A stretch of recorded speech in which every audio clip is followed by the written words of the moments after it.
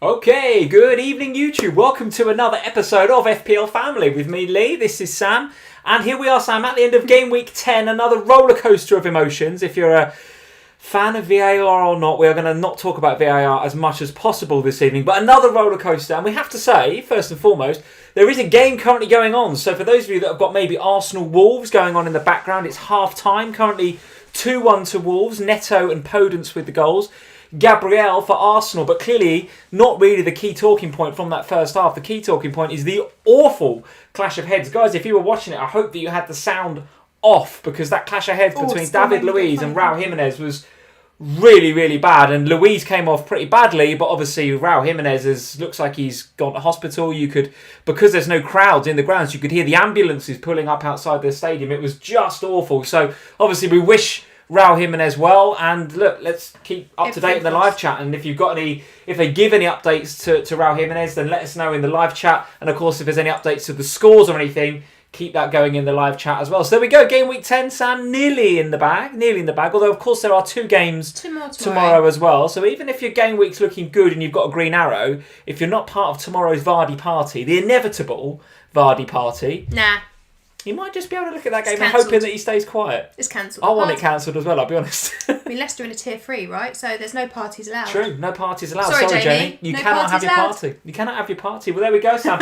Lots and lots to discuss tonight, guys. We will, of course, be talking about all of the game week 10 fixtures that we've had. We obviously, I don't think we'll look forward too much to tomorrow's fixtures because we can't really change our teams now based on what's gone on there. But plenty of thought that I've already put into my transfers for next game week, and already considering a -8 for next week, guys, which I will talk about a bit later on. But before we start, let's get into the live chat. Let's see who's here. There's our Twitter on the left hand side at FPL Family. We'll do what we usually do, guys. We'll look at the fixtures. We'll say hello to you guys. We'll go through fixture by fixture, see where our FPL thinking is at, and of course we'll look at our teams and overall ranks as we get towards the end of the show. Now, we do obviously have to do an update to the manager of the month as well. That is in the balance, by the way. The November manager month is in the balance. Of course, it's still 2.5 games to go. But when I get... Actually, let's do it now.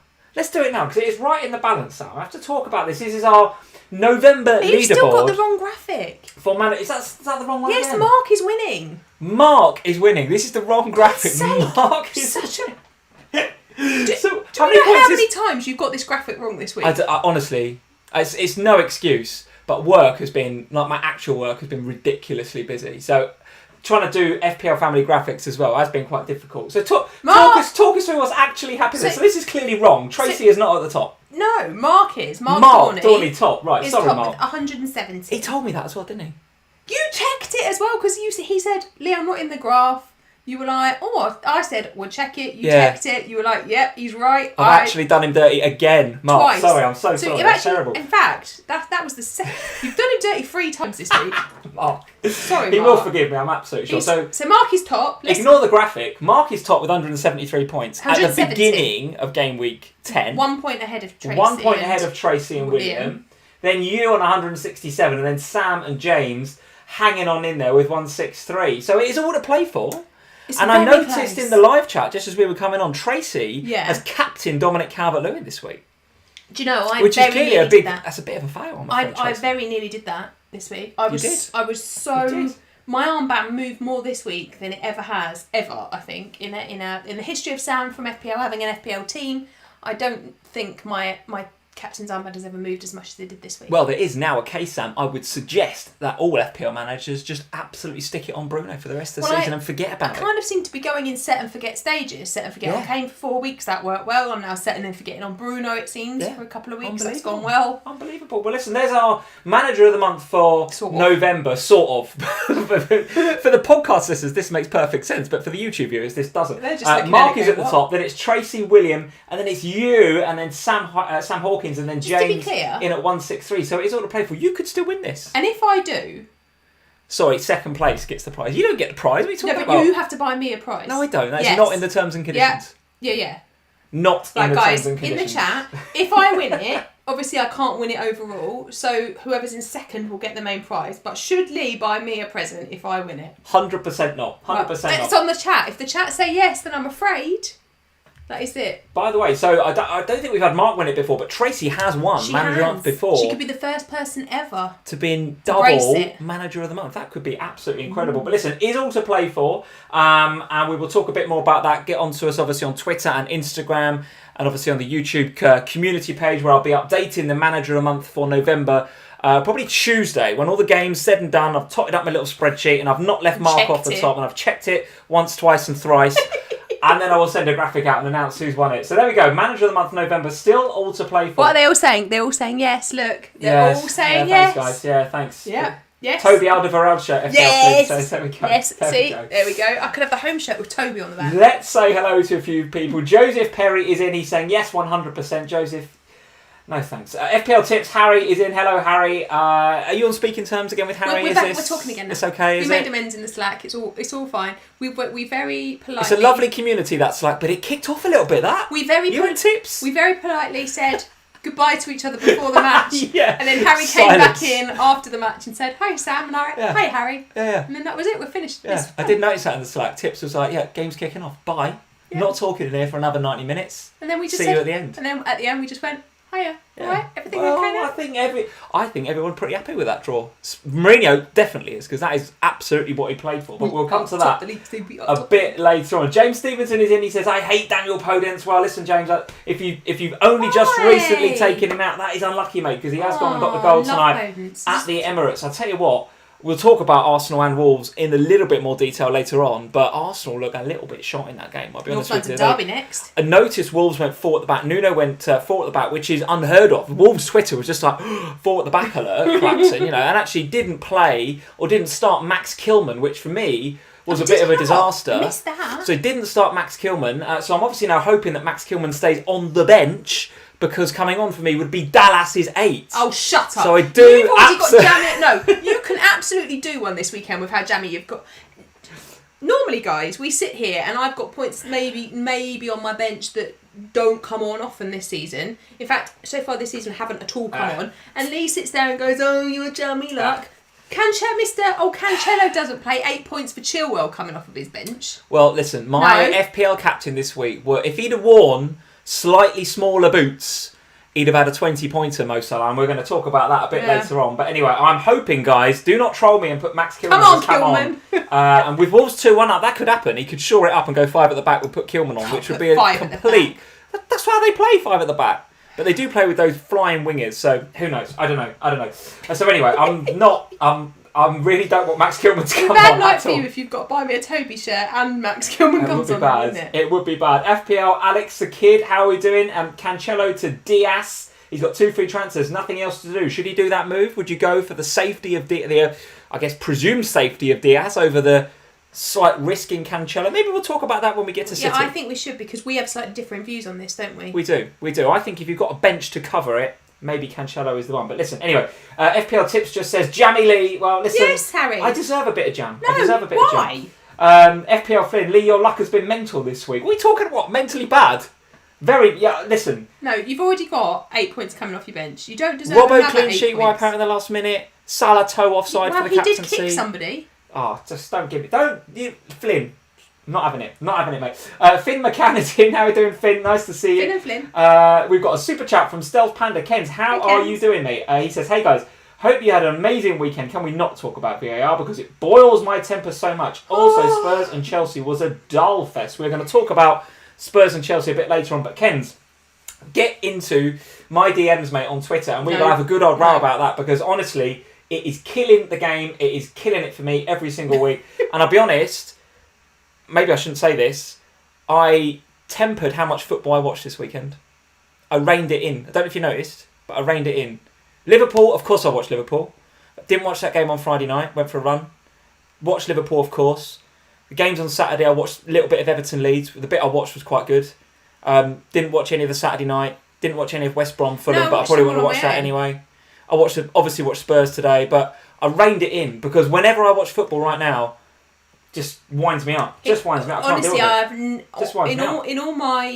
in all of our years of being just in the same room together, I have never seen Lee so upset and annoyed. It's really bothering me, this, and it's like it because it's affecting my FPL team as well. It's like with FPL, I think, I tweeted this at the time, you win some, you lose some, right? I mean, I come off a bit worse, on the Salah toe offside thing, but then if I get Chilwell and flipping Dallas off my bench, and you win some, you lose some. But the way that it's affecting football, it's really doing my head in, and I can't celebrate. I didn't celebrate any of the Liverpool goals. When Mane scored, I didn't celebrate. It's just really doing my head in. But anyway, enough about that. Ken said he didn't want to talk about it. We are not going to talk about it too much. Anyway, super chat from Clyde Bickford. Thank you, Clyde. Hey, Bonfield fan.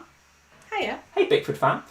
So Salah, Kane and Son to De Bruyne, Sterling and Jesus for City versus Fulham. So going all in, literally all in on City for Fulham next week. We'll talk about City in a bit more detail later on, but it does look very, very prudent to have at least some City cover. Not a surprise to see them smash Burnley at the Etihad. That seems to happen every season, Nick doesn't Pope it? as well. It was just... yeah, but even with Nick Pope, I think they'd have struggled. But going into that Fulham game now, again at the Etihad, and then West Brom a couple of weeks later, Newcastle a couple of weeks later after that, it does kind of feel like you probably want to get on one of them. And it could be Mahrez, and that's why we put him in the thumbnail, because could Mahrez cover KDB, cover...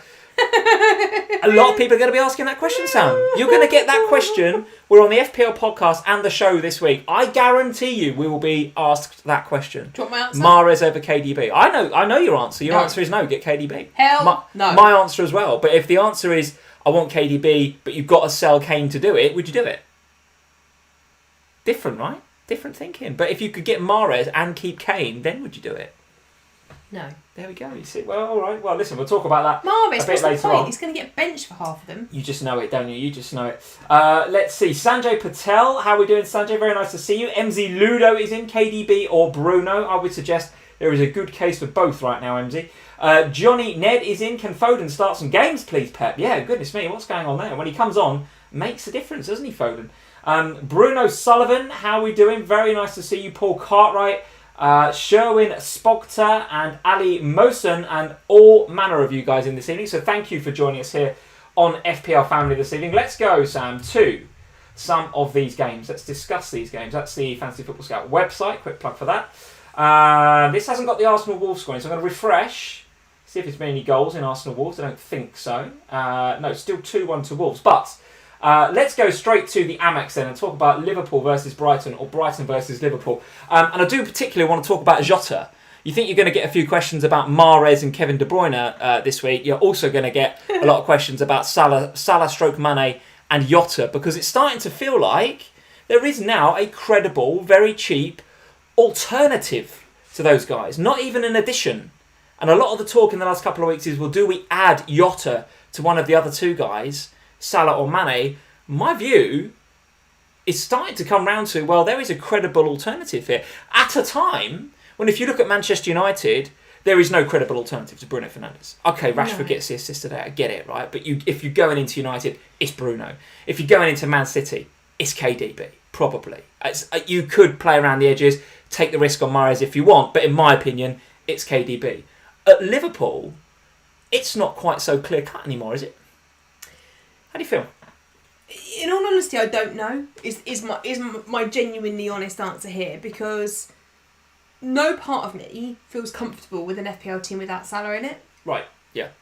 I just don't, and I think that a lot of that is historical. Right? So you've got Bruno and Salah. So you know City right now. That's the gap in the team. I have one defender. You've got Diaz, yeah. But City is my big weakness right now. But I look at.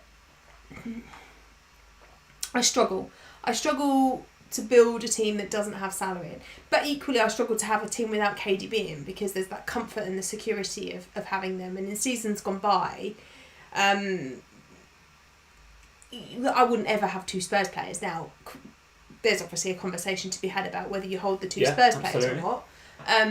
However, I think for me, it still feels like Salah and Jota is a nice option as opposed to instead of. I just can't get my head around the instead of thing. Well, FPL Flynn is agreeing with you in the live chat. Jota looks unbelievable, but can't cover Salah though.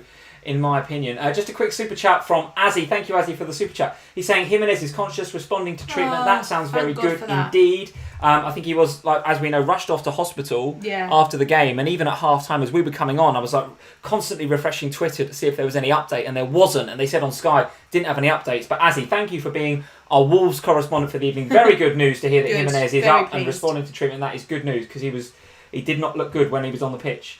So Liverpool then, still not rocking with any defenders. So Trent went for you a few weeks ago. Robertson, all right, 2 points, but could have been all different for him. Would have been the assist for Mane's goal that was ruled out for VAR, and what was in the bonus points leading up to that penalty right at the death there.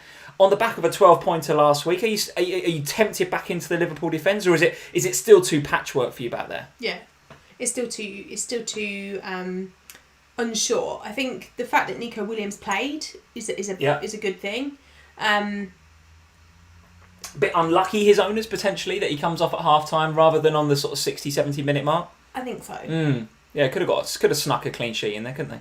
I think so, and I think I just, if you're going to go in at a 3.9, then you go in with your eyes open, don't you, knowing that they're not exactly going to ever set the world on fire, and they could come off at this point, or they could come on for a 1-point cameo, and you just have to accept that that's what happens if you have a cheap option in your team. And you also have to accept with Nico Williams that at some point he's a dead option, because Trent's going to come back from injury and take his spot back. Yeah. But if you're happy to accept that for a few weeks, then I think he's a nice way of making some money across the rest of your team. No Milner as well, potentially now for a few weeks, because he's done his hamstring in what is the biggest non-shock ever. I mean, honestly, I know that we're short, right? But you cannot play Milner 2 lots of 90 minutes and then playing for like 70 minutes in that game against Brighton. It's just a hamstring waiting to happen, really. Yeah. I felt really sorry for him, actually, because and the thing is with Milner is he's not half-hearted about stuff. He gives his all. And you could see him in each of the last 3 games properly giving his all. And you just looked at him and thought, I remember seeing his name on the team sheet at the beginning of the game thinking, really? Again? Like, how? He's not Superman as much as he wants to think he is. Yeah. So, yeah, I think for me, the Liverpool back line, if you ride your luck with Robertson, then, you know, I can understand it, because he is top quality. And as you said, could have easily had some attacking returns in that game as well as a clean sheet, and then would have got the bonus points. Well, the next 2 for Liverpool, by the way, Wolves at home and then Fulham away. Now, of course, that Fulham away game looks pretty good for Liverpool, and you'd expect points at both ends for Robertson. Wolves at home, suddenly, on the basis of what we just watched in that first 45 minutes, and you guys can keep us up to date with what's going on in the live chat, but Wolves with that switch of system and 4 at the back and committing more going forward, they went to the Emirates tonight to have a go at it. And I suggest they're going to come to Anfield with the same mentality, don't you? Against that Liverpool back line with a Nat Phillips or a Nico Williams at right back. There's potential for goals there. I think so, and I think if you play Liverpool right now at this moment, that's the way you should play the game, because the Liverpool back line is gettable. There are spaces, there is opportunities to get goals in those games. Now, it's hard to keep clean sheets against Liverpool because of the type of players that you have going forward. But in the same way that Liverpool's best defence is attack right now, the best defence for the other teams is also to attack right now. So yeah, I think that Wolves will go and have a go at Liverpool and see what comes of it. Okay. So just to finish up on the Liverpool thing then, Jota, you still think as an addition to Salah / Mane rather than instead of? I do, yeah. Okay, interesting. Right, interesting. Well, what are you going to do? More on that a bit later on. More on that a bit later on. Secret squirrel. Brighton then, for their part.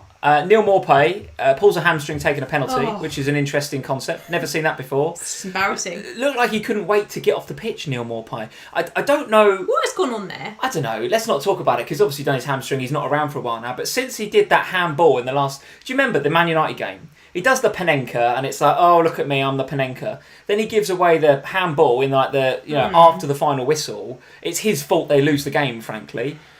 He's not been the same since. Then he has a row. Couldn't hit a barn door right now. Gets left out of the Spurs game. Yeah, it's really not weird. Right, is he? Not right, something's gone on there, and obviously it's a problem. And I think for me, they really missed Lamptey. They really missed him. They missed his energy. I feel like he's one of their most attacking, if not the most attacking player in that side. It's ridiculous. Which is ridiculous for a defender. But I think they really did miss them against Liverpool. But equally, and you won't like me for saying this, I thought that they were a bit unlucky at points during that game. They had some opportunities, and if they actually had a striker on the pitch who could finish stuff, they would have, and they could have.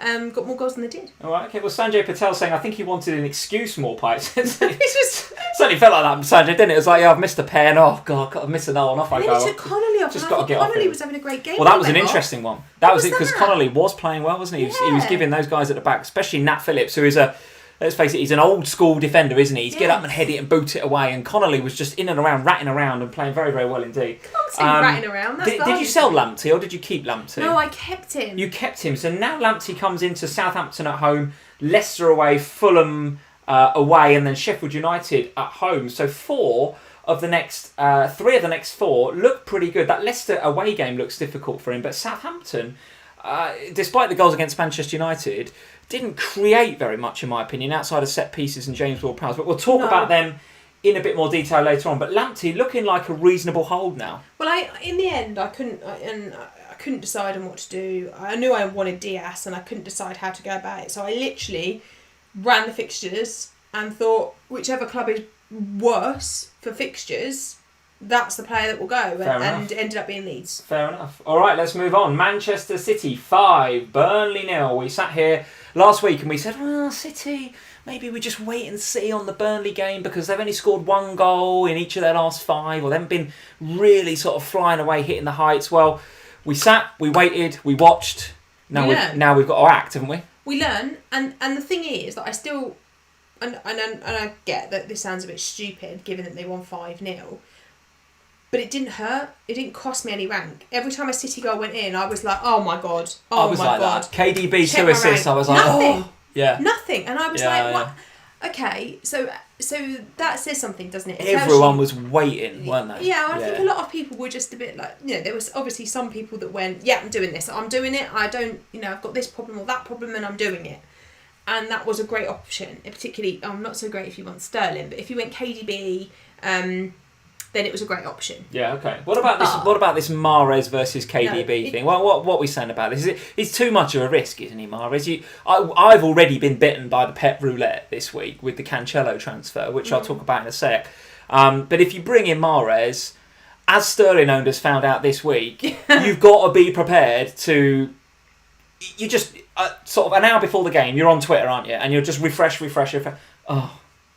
Oh, it's that sort of pet roulette, isn't it? And in a game against Fulham, where you're expecting big goals, you want your Man City attacker to play, and if Mahrez doesn't play, it's going to kill you. Yeah.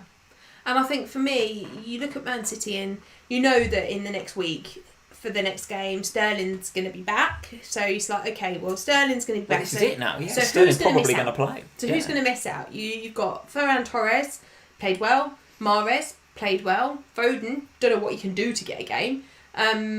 There's so many options in that midfield, and it's always been the same at Man City. Look, let's not kind of beat around the bush. We've always had it. We used to have it with David Silva, Bernardo Silva, Foden, Mahrez. The pet roulette is a well-trodden path, isn't it, for FPL managers? It's not different this year. It's just that.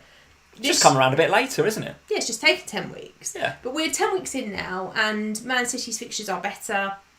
We finally saw them score more than 1 goal in a game, which made a big difference. But it didn't hurt any of our ranks right now because they're not very lowly owned. If you owned them, it would have been a nice rank booster, but it didn't hurt. And as Nevis28, thank you Nevis for the live chat, he's saying De Bruyne could have got way more points. And I agree with you, yes, he could have had I think got 2 assists in the end. How many bonus points? Only the one bonus point. One off the bar. Could have had another assist, which I think was ruled out for VAR. So listen, could have been a haul for Kevin De Bruyne. And like you say, didn't hurt your rank this week. But it will next. I feel like a lot of people are going to pile in now. It will, yeah. And so I think then it comes down to a point, doesn't it, where suddenly, and this is the point in the season we've all been waiting for, you suddenly have to make choices. Tough choices. It's going to be really interesting, I think, Yeah, you have to make tough choices, and you have to go into them with your eyes open, knowing that the players you don't own can hurt you. Yeah. But you can't own everybody.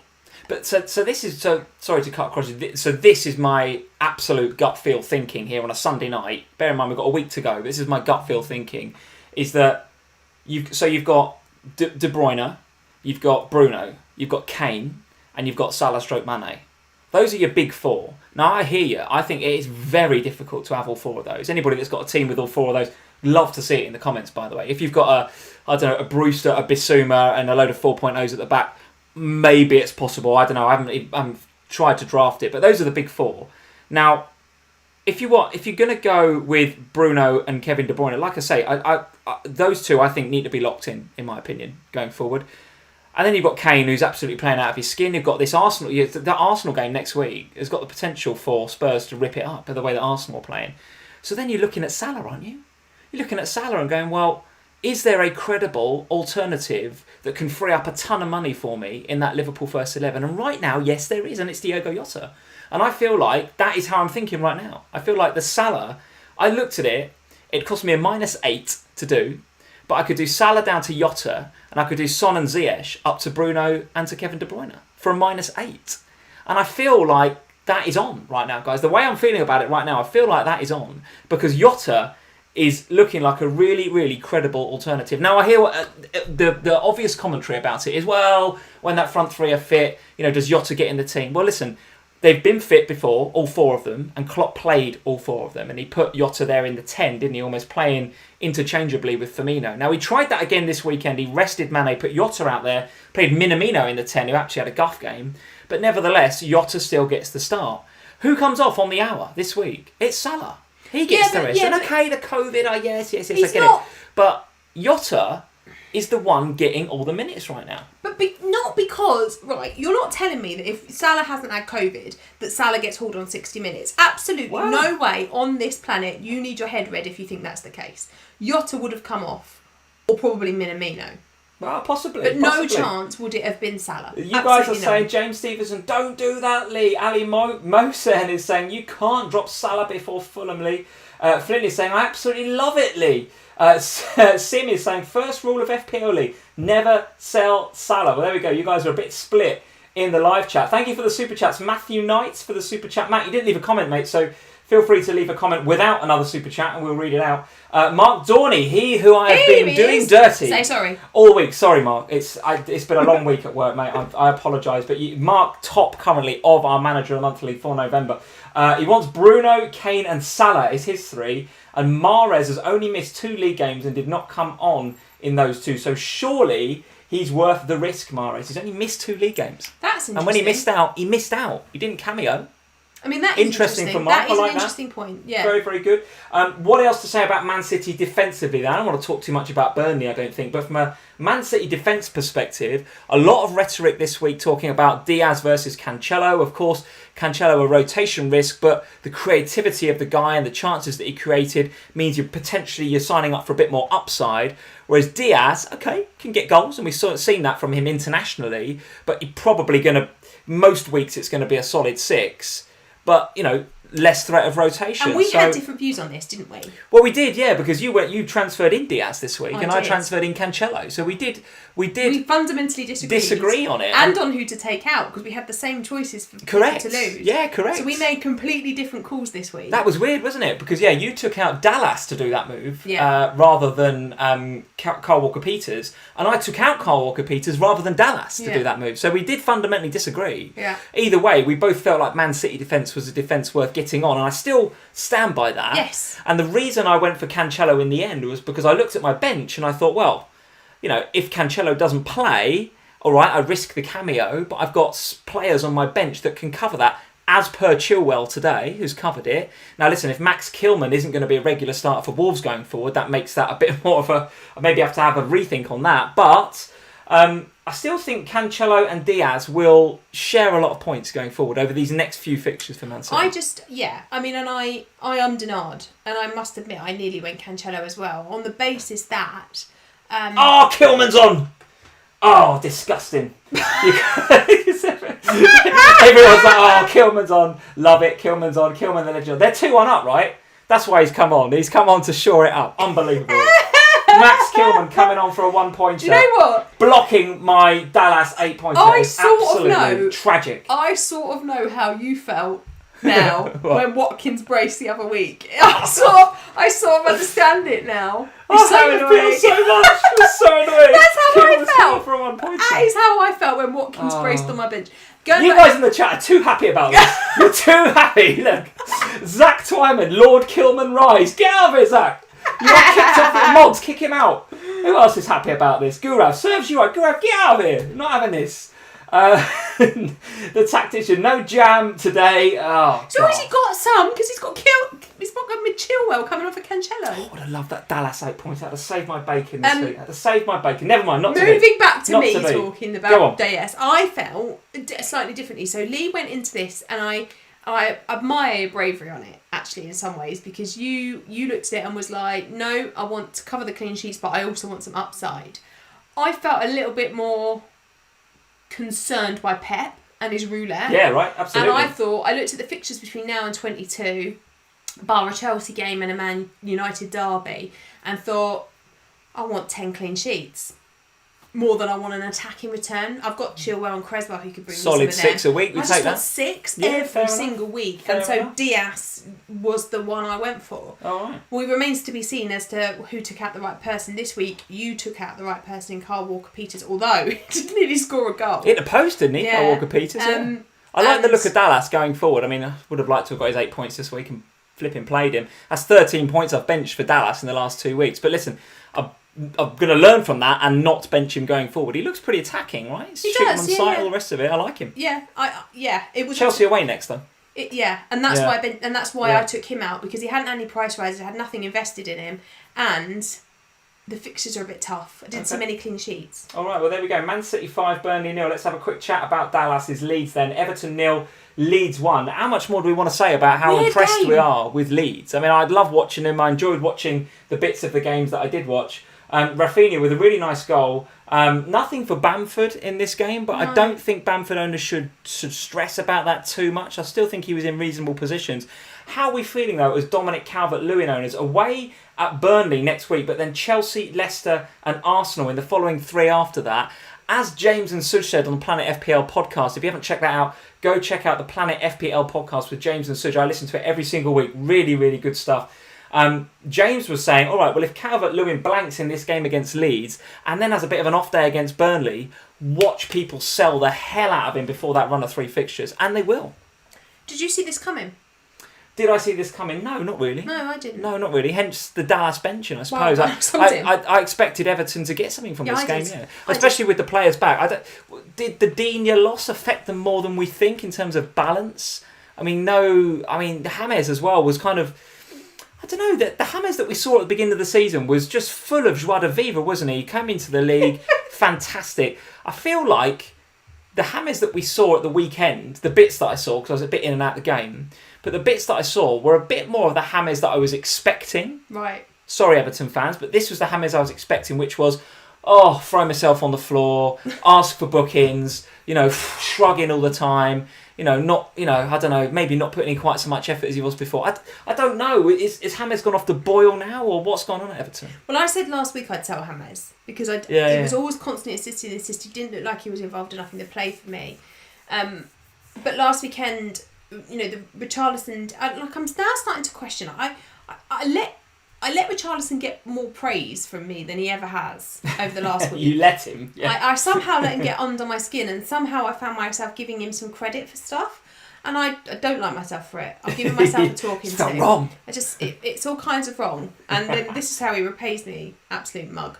But I wonder actually whether obviously he had an immediate impact in that last game with the assist in the first minute, but actually maybe it was more about Digne. I'm starting to question whether it was Digne coming back that had the bigger impact. Do you think with both Digne and Coleman, I still think Coleman missing is big because of the captaincy and everything else in terms of balance, but now with Digne as well, they're just that threat that was coming down the wings, which was such a massive threat, it's not gone, but it's significantly reduced without those two in there, isn't it? And that's where Dominic Calvert-Lewin was getting a lot of his assists from, right? It's a lot of the service. Yeah, I'm not sure what's going on, but I'm certainly not going to sell Dominic Calvert-Lewin ahead of Burnley. No. Particularly if Nick Pope is still out for that game.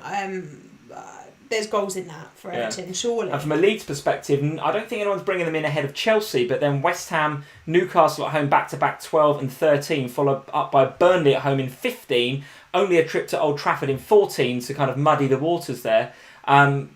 Leeds are a hold, I would suggest. Don't panic. Well, they won the game, so clearly don't panic. I'm still not convinced that they'll keep many clean sheets. Okay. Which is why I took Dallas out. But I do think Bamford still makes a really, really nice option. And I really did like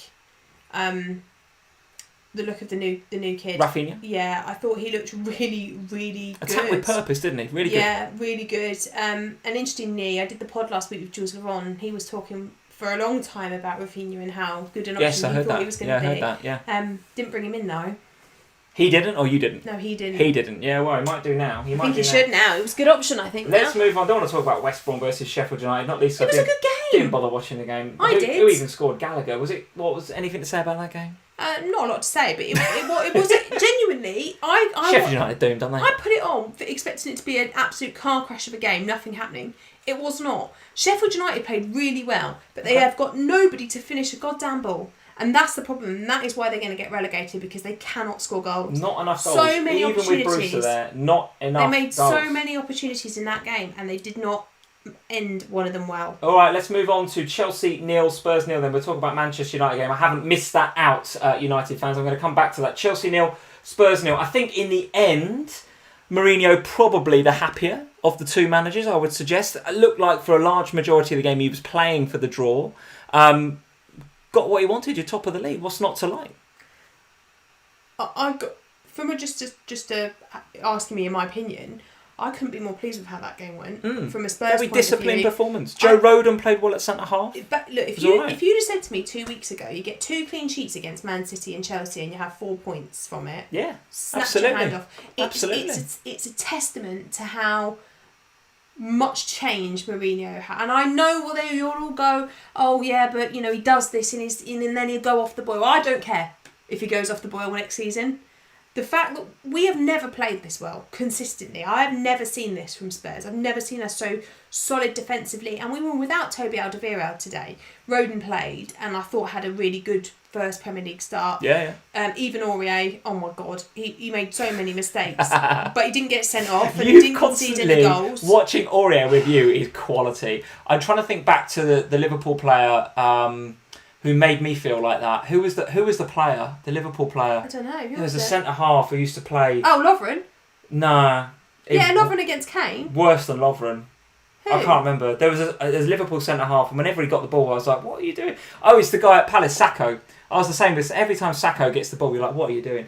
But you're watching Aurier with you is hilarious. But what I tell you, so my opinion is I'm not going to say neutral because I wasn't a neutral. I was obviously backing the Spurs win today. But what I was impressed with was how Spurs have found they find a different way to play football depending on the game. So what I saw today was actually what I've been expecting of Spurs all season. I thought in game week 1, this is what Spurs are going to be. They're going to be defensively very, very sound. It's going to be pretty unambitious, but you're going to grind out some wins here or there, and you'll get points away from home at places like Stamford Bridge, but it'll be pretty uninspiring. What we've seen is that Spurs can play very, very inspirational football, very, very open and expansive attacking football, but when you need to, when you want to dig your heels in and go and get a point, because that's a good result at Stamford Bridge. And it is for us. And it is a very good result at Stamford Bridge, given you lost there every year. Last season and every year, as long as I can remember. I can't remember the last time Spurs won at Stamford Bridge. Stamford Bridge. Twice in 10 years, I think. Yeah, I honestly couldn't remember. But listen, like that. It is a different sort of Spurs, yeah. And you got a point. What'll be interesting is whether you... No, we won't. What? We will not play like this next week against Arsenal. Well, no, that's my point. That's what I was going to say, was do you now switch back to the other type of Spurs against Arsenal? And then do you switch back again to what we saw today for the Liverpool game? No. We will not play like that against you. I hope not. I hope you do come out with us. That is not the game to go and defend. The next two, well, there's one in between, isn't there? Palace. We will go gung-ho against Arsenal because we will see weakness and therefore we will go. And we saw that in Man City in some ways. We held for a lot of the time, we defended well when we needed to, and we went. Against Chelsea today, there was a plan and a strategy, and it was clear from the very beginning of the match that the plan was to defend well, to have almost 6 at the back with Højbjerg and Sissoko doing their bits as well, and then go on the counter. Now, where the game kind of lacked was that the goal on the counter wasn't quite right. Bergwijn, for me, wasn't the right boy for that today. Yeah. It needed Lucas Moura and it needed Lo Celso earlier than they came on. But having said that, I felt it was a really good Spurs performance. Now, what does it mean for me in terms of FPL with Son and Kane? Yeah, you got the two, as I have. Yeah. Yeah. I'm not worried about still owning them both. I fancy both of them against Arsenal, I'll be honest. Because I'm looking at the Arsenal game thinking, we won't play like that again. There will be very, very few games this season that we will go away anywhere and play like that. But today against that Chelsea team and how good that Chelsea team are in terms of going forward, but also in defence, they are a quality team. Mourinho knows that, and he's not an idiot. And he knows that going into that game and getting a point is very, very good. Very good. And that is a very, very good result. What's interesting about the mentality now that Spurs take for that Arsenal game is, I think, if you go back pre-Mourinho, even to Poch, I know you love Poch, but Poch, what would happen is you'd get to that London derby and the feeling about it would be very equal, as London derbies often are, and either Spurs would get a draw or they would play Arsenal back into form and Arsenal would win the game. That's the kind of typical Spursy thing to do. This season, I don't think we're going to see that, because I think Spurs are going to go into that game and go, right, we've got the opportunity to really nail these guys here. Arsenal are not in form. Yeah. We are. Yeah. We smell blood. We're going to be bastards, as Jose says. Yeah. And I think you'll go for them next week. In front of 2,000 home fans. I see it. I totally see it. And that, for me, is the icing on the cake, because I think we are brimming with confidence. You saw it against Ludogorets. Now take it, obviously Ludogorets is a different entity, but you saw it against Ludogorets. You saw it against Man City last week. In fact, you've seen it for the last 10 game weeks now. And even today, the confidence was there. They weren't scared. They played their game. They knew what they had to do, each and every one of them, and they played well. They will go into Arsenal in game week 11 with the confidence really high. And they know that they've got 2,000 fans. Now, that might not seem like a lot, but my goodness, that will mean the world to those players on the pitch. And the fact that there's not a single away fan in that stand will make a massive, massive difference in a North London derby. For me, holding Kane and Son for that game. Now, what you choose to do with them after game week 11 remains to be seen. But for me this week, and this gives me a little bit of insight into where I'm going with my transfers, but I have to lose one of them to bring in a Man City player.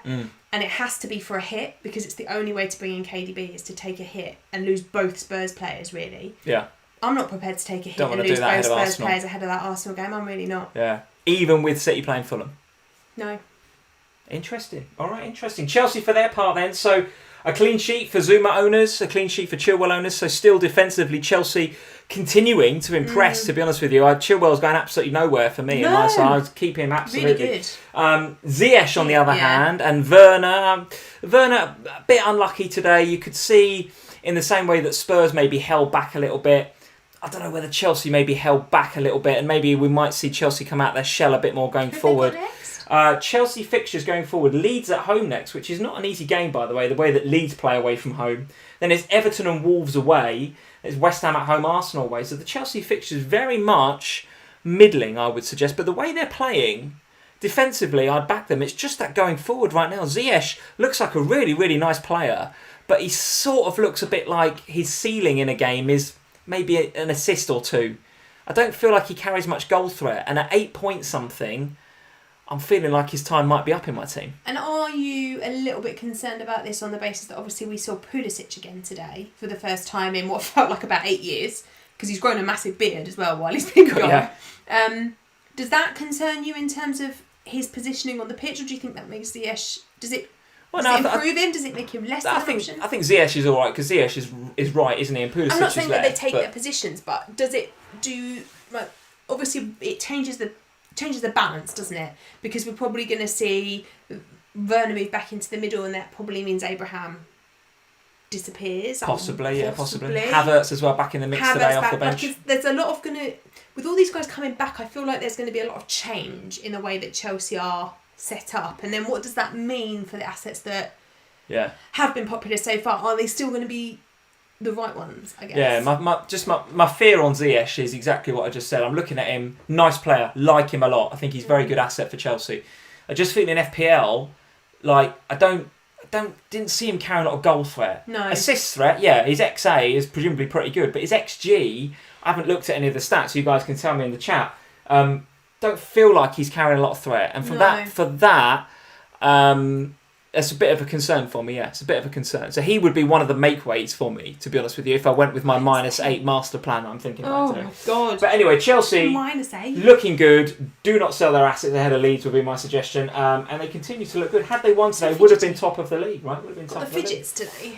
What else to discuss, Sam? Of course, we've got to go let's go there last, because we can't really comment too much on the Arsenal game, because we only watched the first half. But let's comment on this game. Southampton 2, Manchester United 3. Now, I gave Man United absolute hiding on this live stream last week when I was talking about how lucky they were with that penalty and how West Brom could have won that game, and I will stand by that. But I will also say, Manchester United fans, what a good performance that was today. Second half. Particularly in the second half. First half, defensively, was a little bit all over the place, especially from set pieces. However, you ain't going to come up against too many better set piece takers than James Ward-Prowse this season. Unbelievable the way that he delivers a free kick or a corner. However, second half, I thought two things happened. One was Man United stepped it up and Cavani made all the difference with his movement, just intelligent movement, not quick, just intelligent movement against defenders that are not quick. Bednarek and Vestergaard are not quick. So Edison Cavani was kind of looking at those guys, right, saying, well, I'm on a par with these guys in terms of speed and agility. It's just whether I can beat them mentally now. And it's Cavani, so yes, you can be better than Vestergaard and Bednarek. Of course you can. If he was coming up against quicker defenders, the speed kind of compensates for a bit of that. But Cavani played well. The other thing was that I thought Saints died a little bit last 15-20 minutes, and what I mean by that was obviously Hasenhüttl's got them playing this high tempo, high pressing game all season. I do wonder whether that caught up with them a little bit in that last 10 or 15 minutes. Thoughts on the game? Maybe, because I think over the course of the last few game weeks, most other teams, the last 15 minutes of those Southampton games generally have been a little bit lower tempo because their opposition has kind of tailed off, whereas United did the absolute opposite with that today. They built momentum over the course of the second half and ended up with a really high tempo, really gung-ho approach to the game. And absolute credit to United and to Ollie, who kind of got everything right in that end period of the game. Like, he obviously, whatever he said at half time, the new strategy, it all worked. So from that point of view, it was really good. I mean, for me, Bruno Fernandes was my captain this week. His away form did it in the end. Yeah. That's his fourth double-digit away haul out of 4. He's just... You cannot ignore him now, and I obviously... And it's not just penalties. I know that it was last week. Yeah, I know. But I mean, last week was all right, in my view, jammy, and that obviously split the community a little bit. But this week was not jammy, right? No. His goal and assist could have had more were it not for McCarthy and his 8 arms that he's got. He's unbelievable, McCarthy. Keeper's just fabulous, isn't he? Very, very good goalkeeper, especially in that first half, kept them at bay. So Bruno, again, on another day. And actually, we said there's a lot of the Bruno owners, not me, but a lot of Bruno owners last week were saying, well, Lee, listen, I know you're saying he's lucky. He's actually a bit unlucky because he could have had 2 assists, could have had a 20-pointer. This week, again, could have had a 20-pointer. And again, a week where United, they're good second half, but first half they weren't good. So again, it's not as if there was a fantastic performance by United. It was a good performance, but he is at the heart of absolutely everything. The thing is, for me anyway, I watch United, and I sat there in that game today, and I remember saying to you at the beginning of the game, as long as McCarthy gets me some save points, I'm happy with that, because I'm so almost particularly away from home. I've just become so convinced that Bruno's going to return points every week. I don't even think about it. It's almost like, okay, well, he's going to return at least a goal because he's away from home. Owned by about 68% of the top 100k. I look before I come on. So that, and if I look around my team and I look at what's really hurting. It's him. It's him. And I've got a real decision to make this week. If I go with my -8 master plan and bring him and KDB in, then that I've got both bases covered. But otherwise, I've got to think about, do I nullify the threat of Bruno, or do I jump on the upside opportunity of KDB? That's tough. That's a difficult decision, isn't it? That's tough. That's a difficult... Because obviously KDB still... reasonably low ownership for Kevin De Bruyne. Yeah. I mean, come next game week, he'll be over 20%, clearly. But that's still... But it's still low. For De Bruyne, that is still low, based on what we've seen before. Yeah, I agree. And that's why I think I'm going to go another week without KDB, because at 20%, he's not going to hurt me still. Yeah. The week after, if I've rolled transfer and I can do it for free, and Spurs have got through that Arsenal game... Then there's a question to be asked, isn't there? Because his ownership is only going to... KDB's ownership is only going to increase over the next 3, 4, 5 weeks, and we'll have him up at this 50, 60%. I'm sure. That's. I think that's kind of where I am. If I don't go for the -8 master plan, I feel like I'll probably stop the hemorrhaging first with Bruno, rather than chase the upside of KDB. I don't know, but then if I bought KDB, and I'd probably captain him. Difficult. Lots to discuss over the next week or so. Would you captain Bruno next week? Could I get to Bruno next week? Would you captain Bruno next week? Would I captain Bruno? Because that's another interesting question, isn't it? What's the fixture? West Ham away. Because if you're gonna captain, if you're saying I'd bring KDB in and I'd captain him, well, it's Bruno in an away game. So yeah, true enough. In West Ham, which is a game we can absolutely do bits in. Absolutely. Lots to think about. I haven't even thought about it yet. Sam, just before we carry on, I want to talk to you about Cavani in a minute, whether he could be an FPL asset. Something to cheer you up. Full time at the Emirates. Arsenal have lost again, Sam. 2-1 to Wolves, and they are now 14th in the Premier League. Spurs, all the way in first, can just about see the red side of Arsenal down in 14th. Happy? For the benefit of the podcast listeners, Sam put her thumbs up. Edison, I don't want to say anything in case there's some Arsenal fans in the chat. I don't want to upset there absolutely anybody. will be some Arsenal fans in the chat, and See you next week, I cannot wait for a bit of Arsenal fan TV. Lee's going to be on Arsenal fan TV all night. Oh, sensational stuff! It's absolutely compulsive viewing. Edison Cavani then. Interesting, wasn't it? Well, it is interesting because I thought that with Rashford through the middle there, it was tailor-made to break that Saints high back line. And he did get in behind once. And again, superhero McCarthy saved from Rashford, I think it was, in a one-on-one. So they did break it once or twice, but not often. But then when they pushed, obviously Saints trying to, just stay in the game, getting knackered, what Ollie obviously spotted was, right, we're hemming them in, we're pushing in. We pushed them back now, so we can't get in behind because they're sitting back and deep. I stick Cavani on, and his instinctive, he's just such a quality player, that just kicked in. I honestly thought Ollie did absolutely get that spot on today. He did, yeah. Now, do I think Cavani is a good FPL asset going forward? I'm not sure. I'm not sure. Play every game. Because I don't feel like that's going to be his plan A ever. No. I still think his plan A is to get in behind with the pace. If he comes up against teams that are low block, so let's have a look at the Manchester United fixtures. West Ham away. They weren't low block. No. Man City, no. Sheffield United away. Well, Sheffield United could sit in, I suppose. They but won't. They're rubbish, right? United will have enough to beat them. Leeds won't, and then Leicester won't. So I don't see too many opportunities where United are going to be coming up against that really low block like they did in the last 20 minutes against a knackered Southampton and Cavani being an asset. Do you agree? It's just Fernandes. Don't mess around. In my opinion, with United, don't mess around. Just get Bruno and be done with it. Yeah. You could pick Rashford and save yourself $1 million. Yes, you could go with one of the defenders and there might be occasionally some clean sheets. But you'll always just look at them and go, why don't I own Bruno? Yeah. And so at that point... Both? What? Cavani and Bruno in your team? Just Bruno is enough. Okay, all right. There's too much else to do to worry about having Cavani. He's a rotation risk. Bruno in your team, guys. You heard it here first. So there we go. That is, or they are, the fixtures. A quick shout for Callum Wilson and Joe Linton all the way back on Friday night. I don't want to talk about this game too much because Newcastle, despite the fixtures, Villa, West Brom, Leeds and Fulham coming up, the fixtures do look nice. So could you have a look at Callum Wilson, or do you know that bringing in Callum Wilson is going to do exactly what bringing in Callum Wilson does for FPL managers, which is absolutely naffle? No. The only person I might is Joe Linton. What?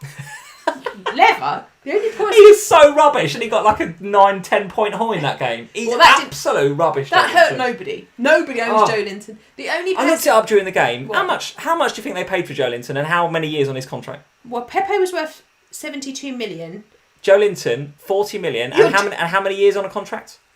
6-year contract they give him. 6-year contract for Joe Linton. How long's he been there now? Almiron, 5-year contract. Oh, for That's goodness. what I'm saying. This is why Newcastle were in trouble, I'm telling you. The only person I might vaguely look at in Newcastle is Jamal Lewis, and the only reason is because he is uber cheap. And if you're looking for a way to fund all these big hitters that we all want, then maybe look at Jamal Lewis because he's super cheap and the fixtures aren't too bad. Maybe. All right, well, if you've got Crystal Palace, then hold. It's West Brom next, but then sell. Spurs, West Ham away. Who are you going to hold? Liverpool, and then Aston Villa away. So if you've got Sam's favourite, Wilfried Zaha. What, he's got COVID? He'll have recovered by then, goodness me. Nobody's holding him for 2 weeks. If you've got him or Patrick Van Aanholt, maybe keep them for West Brom, but then I would think it's all out of Crystal Palace. Right, Sam. Bet West Brom win that Let's get to... where are we going to go? Let's go to me first, because we always start with the lowest scores. We always start with me first, every single damn week. 35 points this week, which is very, very bang average, if not a little bit below average. I think I would have been okay-ish had the Dallas points come in, but they did not. So my game week is very much dependent on Mr. Jack Grealish now. It's a case of what could have been, as with so many game weeks. No returns pretty much for any of my players, except Mo Salah, who got the 12 points. Obviously could have had more, were he not called for offside. Not going to go down that ranting route again. Robertson, last minute penalty. Could have been different. Chilwell gets the bonus points with the clean sheet, so I'm happy with him. But a lot of players have got Chilwell. So really, I was looking for that jammy Dallas 8-pointer to come on for Kilman, really. Would have saved my bacon a little bit and spared my blushes. But my team, not looking too great. I'm not feeling great about it at the minute. I'm really not. I mean, I've got to get Fernandes, haven't I? I've got to. I mean, I've got to stop that hemorrhage every single week. It's killing me. And I don't think that needs a -8 though. I really don't. Well, the thing is, part of that -8 would be to lose Ziyech and Son. Now, I really don't want to lose Son ahead of the Arsenal game. Can't you just downgrade? Why do you have such a thing about Jack Grealish? Can't you please just downgrade Grealish? Just get rid of him. He is a useless waste of space. Are you joking? No, I'm not. Quality player. Has he bought you any FPL returns recently? Yes. Not last game, admittedly. But listen, has he bought you as many as Bruno would if you owned Bruno? He's 4 million cheaper than Bruno. How can you compare the two? Sell him. Get Yves Bissouma and then use the money to upgrade Ziyech. It's an absolute no-brainer. Ziyech to Fernandes definitely does look on, but I'm not feeling... And then you get to keep some for the derby. I'm not feeling getting rid of Grealish with these fixtures coming up. Newcastle at home next, then Wolves away, Burnley at home, West Brom away, Crystal Palace at home, Sam. How can you sell Grealish ahead of those fixtures? You easily. Just can't. You go, take my money. I'm going to see how he performs tomorrow and then maybe make a judgment. But as I mentioned before, earlier on in the live stream, Dominic Calvert-Lewin, after that Burnley game, it's Chelsea, Leicester and Arsenal. They look difficult. And if Everton, if they don't start showing me something in that Burnley game, Dominic Calvert-Lewin could be on the way out. Che Adams as well is a problem, no doubt about it, because he just is. I mean, I know that's his first blank in a long time, but Southampton are not creating enough from open play, and he's not involved enough from set pieces. At set pieces, who do they look for? Bednarek, Vestergaard. That's it. Yeah. They don't look for Che Adams. And Che Adams, I like him. He's sort of plucky, isn't he? He's a bit sort of cult hero status. And is he stepping up in Ings' absence? Well, I guess maybe he is, because it's the first time he's blanked in a while, but I just don't feel like he's got an explosion in him. Do you know what I mean? In the same way that I don't fancy Ziyech much, but I don't see Ziyech getting 2 goals in a game, for example. Just don't see it. No. I don't see it for Adams either. Whereas Son, I absolutely can get 2 goals in a game. He's proved it already this season, and he's got Arsenal and some fixtures coming up where he could do that. So I still, despite the blank for Son this week, I don't feel like I really want to sell him. I don't feel like I really want to sell Grealish ahead of those fixtures. Let's see what he's like tomorrow night. I don't want to sell Salah either, but the downgrade to Jota could be on to upgrade elsewhere in my team. But listen, Grealish to Jota, lots and lots to discuss, guys. But the one thing that is going to happen is that either Bruno or KDB or both are going to come in very, very soon. Bruno has to come in. He just has to come in. I have to just swallow my pride and get on with it, because every single week it's top scoring then. Well, if he does great. I've got no problem with that whatsoever, because then United will lose every single week because they've got nothing else, have they?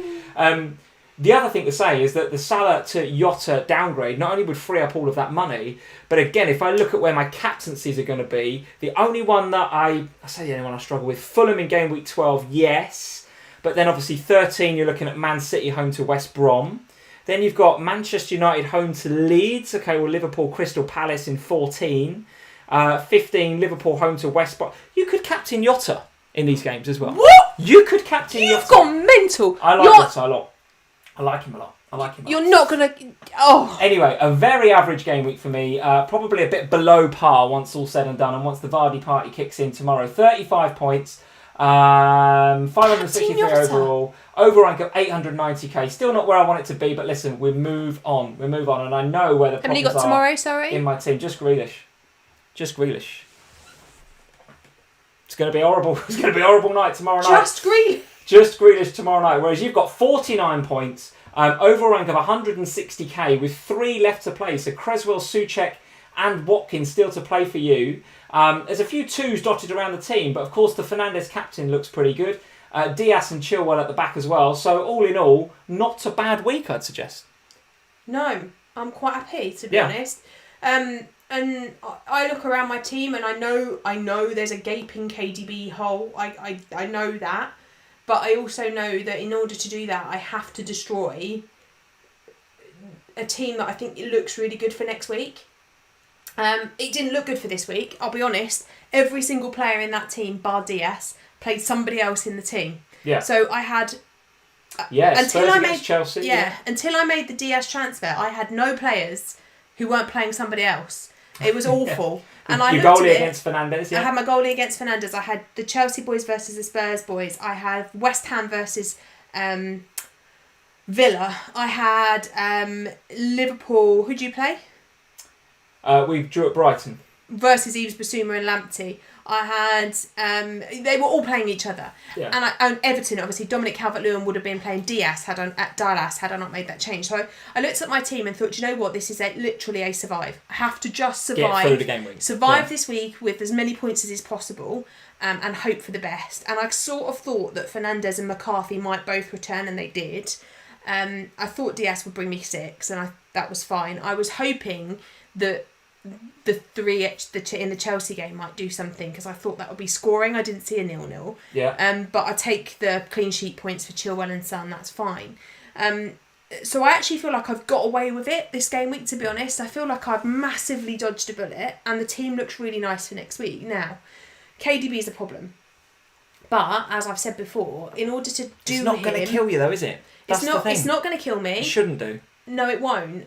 Because in order to do it, I have to take a -4. I have to lose both Son and Kane ahead of the North London derby, where I think we'll should be all right. Yeah. And I don't want to do that, and I don't want to take Salah out because I want to captain him in future game weeks, and I would never captain Jota.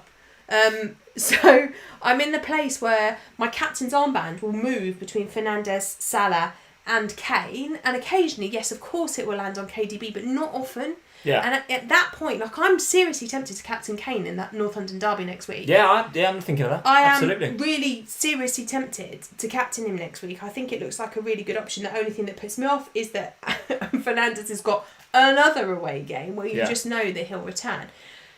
So I think I'm going to roll this week. Oh, interesting. And have then 2 frees going into next week, or going into 12, where I can make a move for Man City. How are we feeling about that Southampton-Brighton game next week then? So Lamptey, Bissouma playing McCarthy 0-0. And Walker-Peters. You're looking for a goalless draw there. 0-0. Absolutely would be good. Thanks, guys. 0-0. Absolutely would be good. McCarthy's going to get boned. He'll get save points regardless. He's an absolute hero. He's a good goalie, isn't he? He's really coming to the fore. But anyway, 49 points. Very, very good. Overall rank now looking pretty good. 160k. Not a bad place to be at this stage of the season, I'd suggest. If Vardy follows the COVID instructions and has no party tomorrow, then I think with those 3 to come, there should be points across there.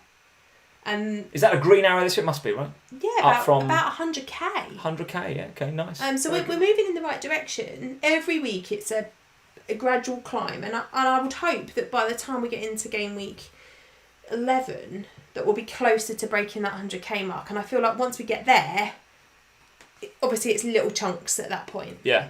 We're not going to get 100k.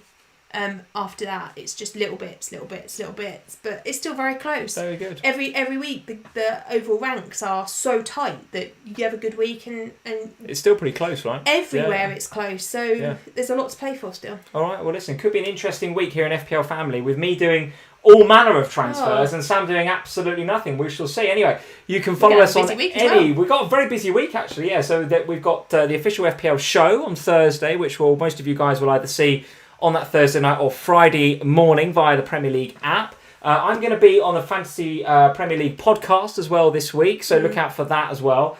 Might have climbed down from my -8 by the time we get to the podcast of the show. I don't know, but I'm just certainly feeling the rage transfers. For those of you that are FF Scout members, every Thursday at 12 o'clock, Andy from Let's Talk FPL, do a members stream. Yes, very good, yes. You can only access if you are an FF Scout member, which I think most of you are. So if you are, there'll be an article on the day which will give you the link to head over and join us. Come over. We look at people's teams, give ideas. And if you're not a Fantasy Football Scout member, there is a link to join and sign up in the description below. Of course, you can go and do that. You can follow us on any of the social media that you can see on the screen there. If you'd rather listen to the podcast, the audio version of this live stream, then yes, you can find us on Spotify and Audio Boom and all that sort of stuff. Of course, at FPL Family on Twitter, at FPL Family on Instagram. Well done in game week 10. Anybody scoring anywhere in the sort of 40s and 50s, I think is a really good score. But, of course, there are some Vardy captainers still waiting for that COVID-busted party tomorrow night. Let's see. Instead, what we're going to see is a little party in North London with West Ham, and I think it's in North London, with West Ham, and no, it's not in North London, it's just in London. It's in London, right? It's not in Birmingham, is it? What are you even talking about? Because then you'll have to buy me a Toby shirt when my 3 return. Oh, right, I see. Oh, okay. So we're going to find out who's won the Manager of the Month this time next week, and it could be you, Sam, from FPL Family, which would be absolutely savage. Guys, thank you for joining us this evening on FPL Family. Leave us a like before you go, and if you're new around here, make sure you hit that subscribe button. Nearly at 15k subscribers. Last time I looked, 14.8, 14.9. So anyone who's not subscribed, leave us a subscribe before you go and hit that little notify bell. We'd love it to do that and get us over the 15k mark this game week. That would be sensational, guys. Well done in game week 10. We will see you, of course, this time next week when we'll be reviewing my team with Fernandez in it. I'm absolutely sure about it. Game week 11, same time, same place, 8:30 Sunday night, guys. See you soon. Cheers. Bye, guys.